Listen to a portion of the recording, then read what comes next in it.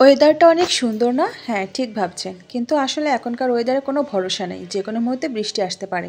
আর আমিও এই মুহূর্তে রেডি হয়ে গেছি বাহিরে যাওয়ার জন্য। কখন বৃষ্টি হবে, কখন রোদ হবে একদমই কিন্তু ভরসা নেই। তো যাই হোক, জানি না কি হবে। তবে আজকে কোথায় গেলাম, কি করলাম সেটা আপনাদের মধ্যে শেয়ার করব। আজকে বাইরে যেতে চেয়েছিলাম না, তারপরেও যাচ্ছি। আরও আমাকে বারবার তাড়া করছিল। যেহেতু বাইকে যাব তাই হেলমেট, গাড়ি কাগজ সব কিছু ওকে মনে করিয়ে দিলাম।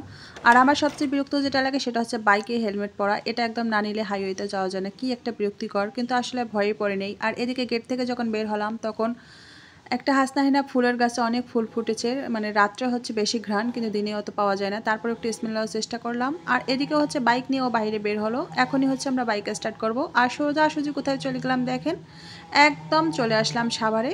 এটা আমার বাসার কাছে খুবই। বাসা থেকে আসতে মাত্র যে 10, 15, 20 এরকমটা লাগতে পারে, যদি জ্যাম থাকে না থাকে তাহলে একটু বেশি সময় লাগতে পারে। আর এটা সেনা শপিং কমপ্লেক্স, সাভারে অবস্থিত। এখানে আমরা যেহেতু চলে এসেছি বাইকে, তাই বাইকের যে সেফটির জন্য আমরা একদম বাইকটা রেখে দিলাম গ্যারেজে। আর এখানে রাখার জন্য বিশাল বড় একটা মাঠ আছে। এখানে না হলেও একবারে না হলে তো 700 থেকে 800টা বাইক একবারই আছে। আসলে জায়গাটা খুবই ভালো, কখনোই আসা হয়নি, এটাই ফার্স্ট। তো আমরা একদম মার্কেটের নিচে চলে এসেছি, মানে একদম গ্রাউন্ড ফ্লোরে বলা যায়। এটা এখানে আসার পরে চোখে যা যা পড়লো, কারণ এখানে তো আর ব্যাক করা যাবে না, তাই এখান থেকে কিছু কেনাকাটা করলাম। আর মার্কেটের ভিতরটা দেখতেই পাচ্ছেন কতটা প্রশস্ত। আসলে সেনা মার্কেটে কখনোই আসা হয়নি, সাভারে সেনা মার্কেটে আসা নেই, এটাই ফার্স্ট। তো এখানে এসে যা যা দেখলাম যে এই মার্কেটে আপনারা A to Z কিনতে পারবেন। আর পণ্যদ্রব্যের সবচেয়ে কাঁচা বাজারগুলো খুবই ফ্রেশ আর খুবই ভালো, এগুলো পাবেন। আর এখানে মার্কেটের মানে যে দামগুলো আমার কাছে দেখে মনে হয়েছে তুলনামূলক মোটামুটি। তবে মানে যে কোনো একটা প্রোডাক্ট কেনার পরে মনে হবে যেন মোটামুটি আছে এরকম একটা প্রাইজের। তারপরে এখানে কিছু হাঁটাহাঁটি করার পর আমার ভীষণ খিদে পেয়েছে। ওকে বললাম যে চলো কিছু খাওয়া যাক, আমার খুব খিদে পেয়েছে। এজন্য একটা ফাস্টফুডের দোকানে ঢুকে চয়েস করলাম কী কী খাওয়া যায়। তো সিম্পল কিছু খাইলাম, কারণ আজকে যে বাইরে আমাদের খাওয়ার কথা আছে, আরও কিছু লোকজন আসবে, তাই সিম্পল খাবার দাবার যে খেয়ে নিলাম। আসলে খাবারটা ভালো ছিল, টাটকা এবং ফ্রেশ ছিল, খুব ভালো লেগেছে। খাওয়া দাওয়া করার পর আমরা এখানে ওয়েট করছি যে বাকি মানুষগুলো চলে আসবে। তো তাদের মধ্যে তাদের মধ্যে একটা সমস্যা হয়েছিল, এই জন্য আসতে লেট হয়েছে। ততক্ষণে আমি মার্কেটটা বেশ ঘোরাঘুরি করেছিলাম। এখানে কাপড়, তারপর বিভিন্ন ধরনের থ্রি পিস, বোরকা সব কিছুতে একটু ঘুরে ঘুরে দেখছিলাম।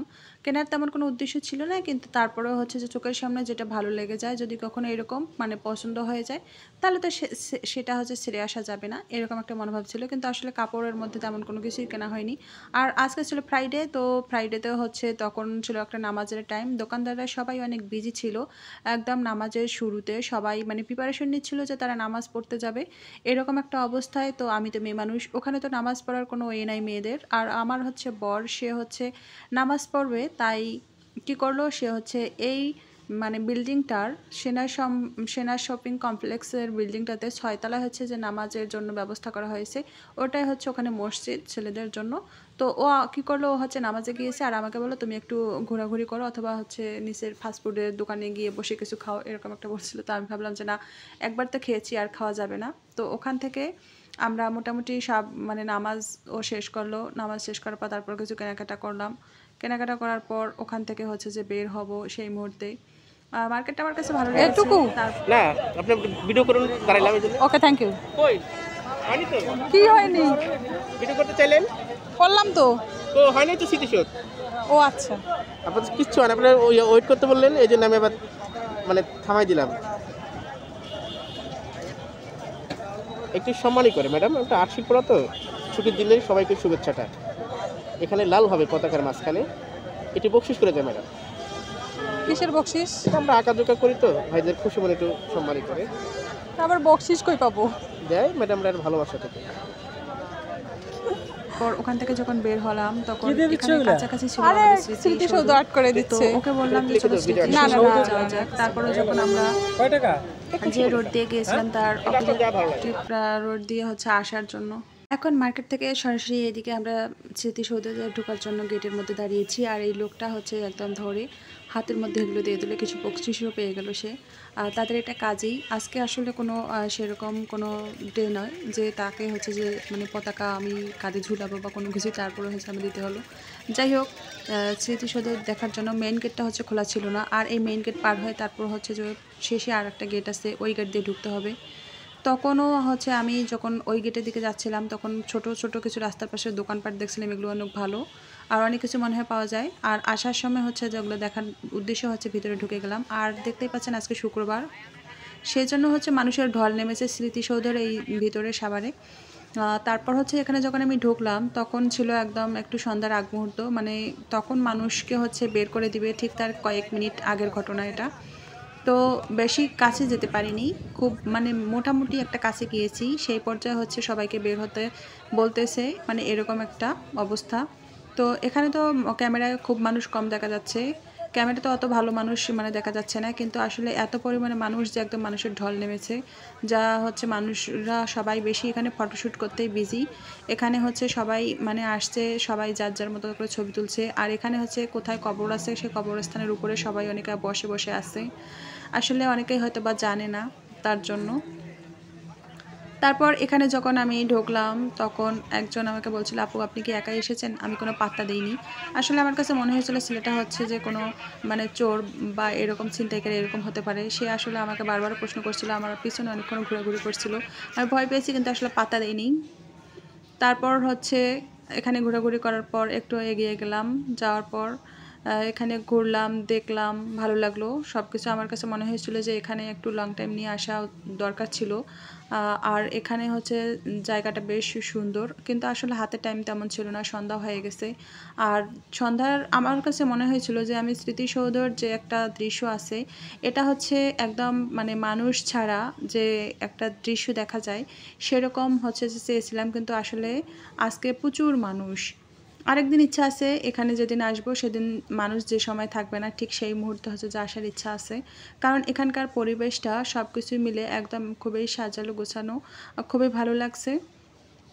তো আমি একা ঢুকেছি এই জন্যই, কারণ হচ্ছে যে বাইকটা বাইরে ছিল, ও হচ্ছে যে ভাবছিল যে বাইকটা এভাবে রেখে যাওয়া যাবে না, যেহেতু কোনোখানে গ্যারেজ বা কোনো কিছুই ছিল না, এই জন্য এই রিস্কটা নেওয়া হয়নি। ও আমাকে বলছিল যেহেতু টাইম নাই তুমি একাই যাও, গিয়ে হচ্ছে ভিতরটা একটু ঘুরে আসো।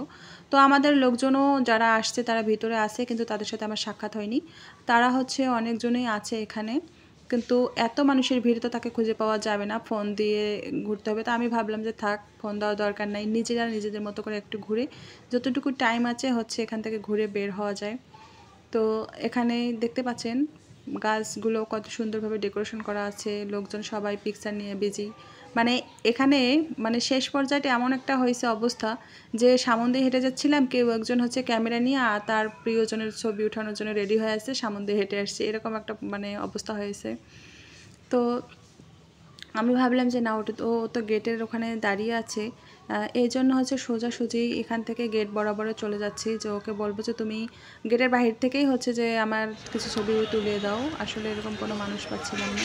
তো দেখি গেটের কাছে গিয়ে দেখি সে হচ্ছে গেটের কাছে নেই।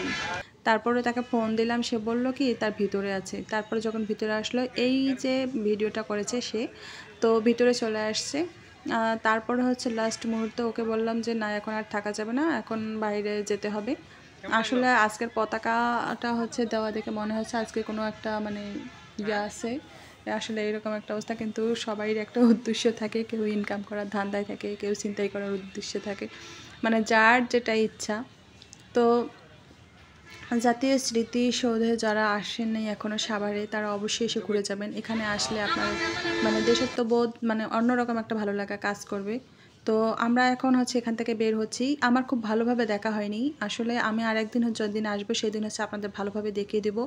আর এটা হচ্ছে স্মৃতিসৌধ সম্পর্কে বিস্তারিত সম্পূর্ণ মানে সব কিছু আলোচনা করব। আজকে হলো না, আজকে জাস্ট কীরকম একটা পরিস্থিতি হয়েছিল সেটা হচ্ছে আপনাদের মধ্যে তুলে ধরলাম। আর যদি ভিডিওটা ভালো লাগে তাহলে অবশ্যই আমার চ্যানেলটা সাবস্ক্রাইব করবেন, সেই সঙ্গে হচ্ছে লাইক কমেন্ট করবেন। লাইক কমেন্ট করতে একদমই ভুলবেন না, চ্যানেলটা সাবস্ক্রাইব করতেও ভুলবেন না। তো আমরা এখান থেকে হচ্ছে যে যখন বের হলাম তখন একদম সম্পূর্ণ মানুষ এই যে দেখেন একদম বের হয়ে গেছে। আর এটা হচ্ছে গেটের যে মানে গ্রিলের মানে ফাঁকা দিয়ে হচ্ছে যে আমি ভিডিওটা করছিলাম। দেখেন স্মৃতিসৌধ সরাসরি একদম মানে ভিডিওটা করা। তো একদম এরকম একটা অবস্থায় আমি চেয়েছিলাম, কিন্তু আসলে হচ্ছে আজকে হলো না, আর একদিন অবশ্যই হবে মনে করি। তো যেহেতু বাসার কাছাকাছি আসি, তো মাঝে মাঝেই আসা যাবে, যেহেতু আমার পরিবেশটা অনেক ভালো লেগেছে।